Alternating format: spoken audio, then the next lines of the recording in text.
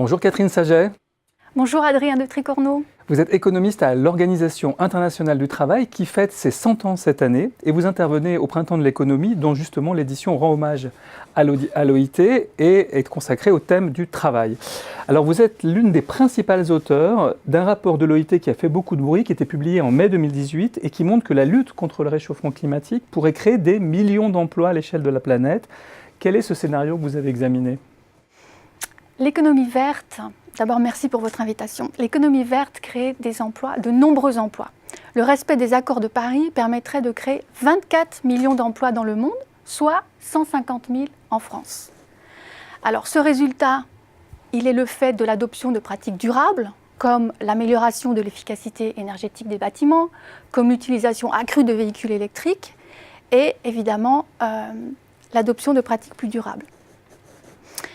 Il y aura plus d'emplois nets dans une économie verte, mais il y aura également des pertes. 6 millions au niveau mondial, soit 40 000 en France.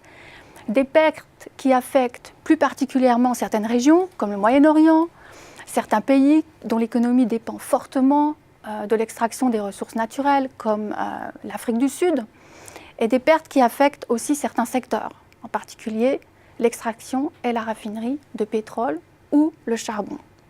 Donc, dans une économie verte, il y a des gens qui vont perdre leur emploi et des secteurs qui vont voir leur activité économique se réduire.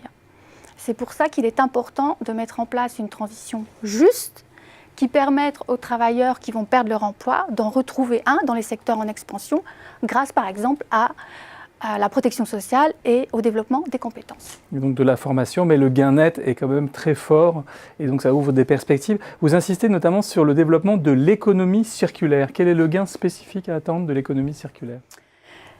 L'économie circulaire, c'est une économie où on recycle, on répare, on remet à neuf, on réutilise. L'impact est très positif sur les ressources. Il est également positif sur l'emploi. Le développement de l'économie circulaire permettrait de créer 6 millions d'emplois au niveau mondial, des emplois peu qualifiés, comme par exemple au Bangladesh, où le compostage des déchets des marchés des fruits et légumes de la capitale, Dhaka, permettrait de créer des emplois peu qualifiés pour 16 000 personnes issues de milieux défavorisés. Mais l'économie circulaire permet aussi de créer des emplois qualifiés dans les pays industrialisés où la gestion des déchets est de plus en plus mécanisée. Alors on parle aussi beaucoup de l'agriculture bio. Est-ce que le développement de l'agriculture bio fait partie de votre équation ? Dans les pays développés, oui. L'agriculture biologique qui représente 4% des terres agricoles au niveau mondial, mais plus de 10% dans certains pays européens comme l'Autriche ou la Suisse, là où les consommateurs sont prêts à payer un prix plus élevé pour des produits de qualité et où l'agriculture bio permet de créer des emplois parce qu'elle est plus intense en main-d'œuvre. Dans les pays émergents, l'agriculture de conservation qui implique la couverture permanente des cultures et qui limite l'érosion des sols, qui limite l'évaporation et qui permet une meilleure séquestration du carbone, cette agriculture de conservation, elle aboutit à des prix comparables à ceux de l'agriculture traditionnelle et elle est aussi meilleure pour la préservation de l'environnement. Donc c'est cette transition-là dans les pays en développement qu'il faut encourager, qui ne peuvent pas passer à l'agriculture bio.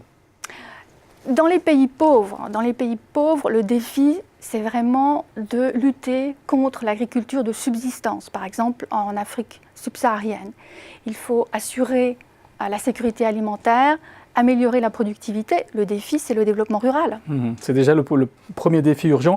Alors finalement, pour toutes ces transitions, quelles recommandations formulez-vous en tant que rapporteuse de l'OIT sur la prise en compte du travail et de l'humain ?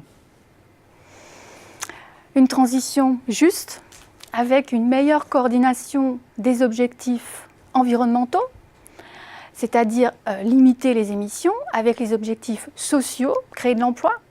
Par exemple, en prévoyant les implications en termes de main-d'œuvre lors de l'adoption d'une nouvelle loi sur l'énergie ou sur la qualité de l'eau. Quels sont les besoins en compétences pour la mise en œuvre de cette loi ? L'OIT recommande d'impliquer les partenaires sociaux pour permettre une meilleure adéquation entre l'offre et la demande de qualification, pour diminuer les inégalités dans l'accès à la formation et également pour s'assurer qu'une qualification de meilleure qualité entraîne un salaire plus élevé. Donc c'est un exemple parmi d'autres. Il y a aussi la protection sociale pour tous, la santé et sécurité au travail qui sont des priorités de l'organisation. Et donc une transition juste pour le plein emploi décent que défend l'OIT. Catherine Saget, merci beaucoup d'être venue nous expliquer ces enjeux sur le plateau de Xerfi Canal. Merci à vous.